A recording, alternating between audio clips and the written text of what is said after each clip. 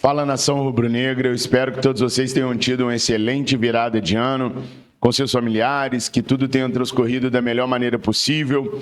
Hoje é dia 1º de janeiro de 2024, a gente tem alguns assuntos do Flamengo para tratar, mas eu já começo informando, infelizmente, a todos vocês que nós perdemos o nosso Seu Denir. Seu Denir, que lutava contra um câncer, infelizmente teve complicações devido a uma pneumonia e veio a óbito nesse dia 1º de janeiro de 2024. Não tem como começar nenhum vídeo feliz, contente, satisfeito, sabendo de uma notícia destas.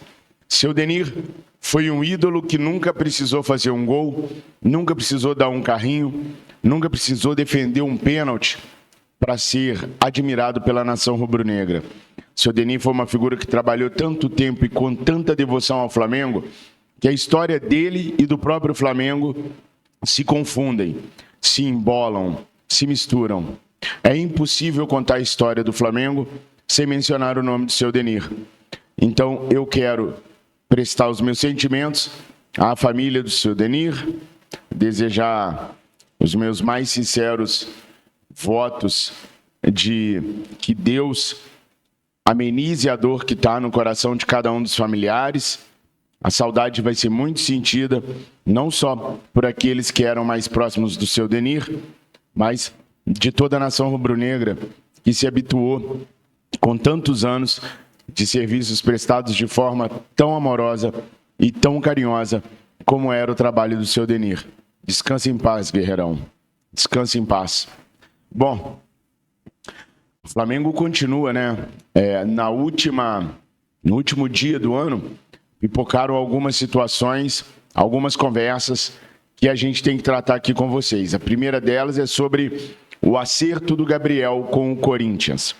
Gente, a mídia paulista está divulgando amplamente que o Gabriel teria aceitado a proposta do Corinthians e que o Flamengo teria dado carta branca para o Gabriel poder negociar com o Corinthians. Ou seja, o Flamengo gostaria de resolver o impasse com o Gabriel. Bom, a gente tem que levar algumas coisas em ponderação e em consideração. Primeiro, o contrato do Gabriel com o Flamengo vai até dia 31 de dezembro de 2024. Então, o Gabriel, a partir do meio do ano, ele pode assinar um pré-contrato caso não tenha renovado com o Flamengo ainda. Para tirar o Gabriel do Flamengo hoje, existem duas maneiras. Primeiro, pagando uma multa de 100 milhões de euros para clubes do Brasil ou 33 milhões de euros para clube do exterior, estou falando em euros, tá? Ou negociar com a diretoria rubro-negra o pagamento de algum valor pelo Gabriel. A outra opção é esperar até o meio do ano. Se esperar até o meio do ano e não houver nesse meio tempo um acerto entre Flamengo e Gabriel, aí o Gabriel pode assinar um pré-contrato e em 2025 sair livre. O Marcos Braz veio recentemente dizer que o Gabriel não está à venda. Se não está à venda, ele só sai do Flamengo agora pelo valor da multa. Ou se os caras vierem com muito dinheiro e interessar a diretoria rubro-negra. Pois bem, até o presente momento, eu não tenho a informação de que o Corinthians entrou em contato com o Flamengo para poder negociar o Gabriel, para poder falar de valores sobre o Gabriel. Mas lá pelo lado do Parque São Jorge está todo mundo empolgado, já fazendo figurinhas e montando imagens com o Gabriel sendo jogador do Corinthians. Talvez por isso os caras passem tantas vergonhas com anúncios de contratações que jamais aconteceram. A gente sabe que o Corinthians tem uma larga história de anunciar jogador antes de se acertar com os clubes e por isso ter negociações bem fracassadas.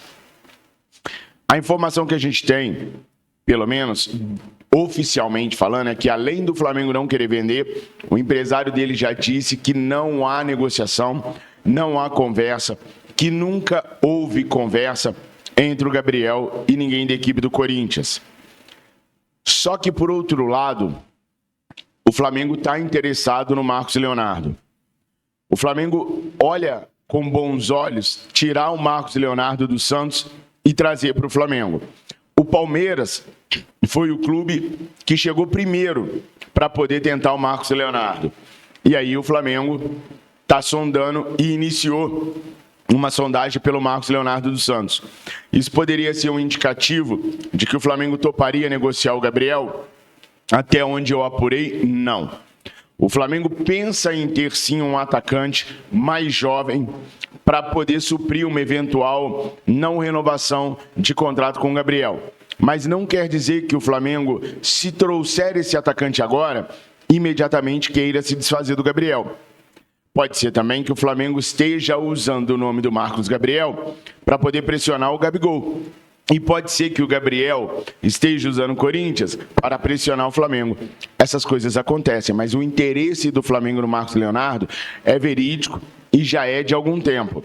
O Flamengo tinha dado como praticamente carta fora do baralho, porque haviam muitos clubes europeus interessados. Mas graças aos problemas de disciplina do Marcos Leonardo no final do ano e o descenso do Santos, os clubes europeus se afastaram. E o staff do Marcos Leonardo enxerga com bons olhos a saída dele do Santos para um Palmeiras ou um Flamengo, onde ele vai poder se provar tecnicamente novamente e também na parte disciplinar. O que acontece é que os empresários do Marcos Leonardo sabem que no Flamengo o dono da posição é o Pedro. O Pedro, pessoal, terminou o ano de 2023 como o brasileiro que mais marcou gols no mundo. O Pedro marcou 35 gols. Nenhum outro jogador de futebol brasileiro marcou mais gols do que o Pedro. Na segunda colocação foi o Anderson Talisca, do Al Nassr, com 32 gols marcados. O Paulinho, do Atlético Mineiro, terminou o ano com 31. O Hulk, com 30. E o Tiquinho, do Botafogo, e o Roger Guedes, com 29 gols. Por isso, ontem na live, eu falei que o Pedro teve um bom ano, sim. Coletivamente, não, mas individualmente nós tivemos algumas peças no Flamengo que tiveram um bom ano, sim. O Pedro é um exemplo disso. O Pedro foi o brasileiro que mais marcou gols em 2023. Então, o staff do Marcos Leonardo sabe que se ele chega no Flamengo, ele chega para ser reserva, para buscar, para lutar por posição. No Palmeiras, não. No Palmeiras, ele chegaria já com status de titular quase que intocável. Então, é o efeito Gustavo Scarpa, que preferiu o Atlético Mineiro, onde ele é titular absoluto, do que disputar a posição no Flamengo. Então, as próximas horas vão ser determinantes para a gente poder ver como que o Flamengo vai se movimentar no mercado. Hoje, dia 1º de janeiro, o Flamengo deve trabalhar de forma mais lenta em cima daquilo que pede o técnico Tite, mas não deve frear as negociações. Nós estamos a uma semana da apresentação do elenco. O elenco se reapresenta na segunda-feira que vem, para começar já sua jornada para 2018, para 2024. E uma das coisas que o técnico Tite pediu é para que ele tivesse pelo menos 3 dos 6 reforços pretendidos pelo Flamengo já na apresentação da equipe. Por que eu falei 2018? É porque nesse momento na minha cabeça está um dos anos em que o Everton Ribeiro mais jogou bola pelo Flamengo.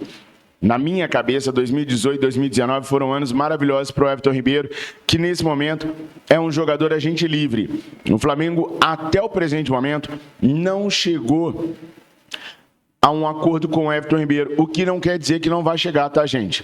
O que não quer dizer que, momentaneamente, o Everton Ribeiro não é jogador do Flamengo. O contrato dele terminou ontem, 31 de dezembro. Mas há quem diga que ainda há forças internas no Flamengo tentando ajeitar uma proposta para o Everton Ribeiro aceitar, para ele poder ficar no Flamengo ainda em 2024. O Everton Ribeiro já está ouvindo propostas de Cruzeiro, Grêmio, Vasco, São Paulo, Inter. Vários clubes querem o Everton Ribeiro, mas o Everton queria ficar no Flamengo. Por enquanto, a história entre eles está afastada. Mas não descartem ainda uma renovação com o Everton Ribeiro nos próximos dias. O apelo da torcida está sendo muito grande e a diretoria pode levar isso em consideração. Não vamos transformar o Rodrigo Toches e o Bernardo Amaral em vilões por eles estarem defendendo os interesses do Flamengo. Quem me acompanha sabe que eu falo sempre que esses dois estão fazendo um cruzamento de informações e estão protegendo o Flamengo contra algumas sandices que o departamento de futebol fazia e ainda tenta fazer. Toches é muito responsável com as finanças do clube. Se não tiver performance em campo, no cruzamento de informações custo-benefício, ele vai vetar. Então, no formato que o Everton Ribeiro quer, não tem negócio. Mas o Everton tem uma proposta do Flamengo nas mãos e a qualquer momento que ele quiser dizer sim, o clube fecha com ele dentro do formato aprovado pelo departamento financeiro. Flamengo e Léo Ortiz, Flamengo e Red Bull Bragantino. Há muitas pessoas dentro do Flamengo hoje que consideram a negociação praticamente negativa. O que o Bragantino pede e exige do Flamengo é uma forma de pagamento quase à vista pelo Léo Ortiz. O mesmo acontece no caso do Juninho Capixaba. O Flamengo, então, parou de negociar com o Bragantino e deixou o Léo Ortiz assumindo a negociação.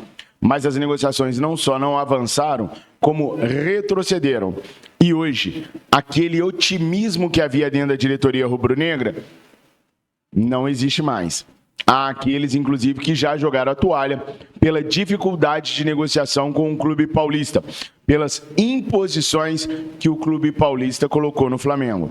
Como se trata de um jogador que é imprescindível pela posição que ocupa, o Flamengo começa a avaliar no mercado outros nomes de zagueiro para poder trazer para o técnico Tite. Como eu já falei para vocês, existem as prioridades, mas existem o plano B, o plano C, o plano D, o plano E. E o Flamengo esticou a corda até onde podia pelo Léo Ortiz. Se o Bragantino não descer do muro e não aceitar aquilo que o Flamengo propõe como forma de pagamento, não é nem valor financeiro, é forma de pagamento. O Flamengo vai desistir oficialmente do Léo Ortiz e vai partir para uma outra contratação de zagueiro aprovado pelo técnico Tite.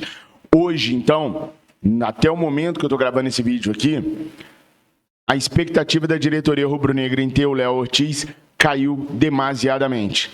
Hoje, praticamente, o sentimento é de pessimismo. Mas o mercado é assim mesmo, gente. Quando você tá para desistir, o outro fala assim, não, então tá bom, vamos fechar do jeito que tá assim e tá bom. E aí no dia seguinte o jogador é apresentado. Do mesmo jeito que antes havia uma expectativa muito favorável, hoje há uma expectativa negativa. É assim que as coisas andam no mercado. Então tudo pode acontecer nas próximas horas, mas hoje o sentimento é de bastante pessimismo.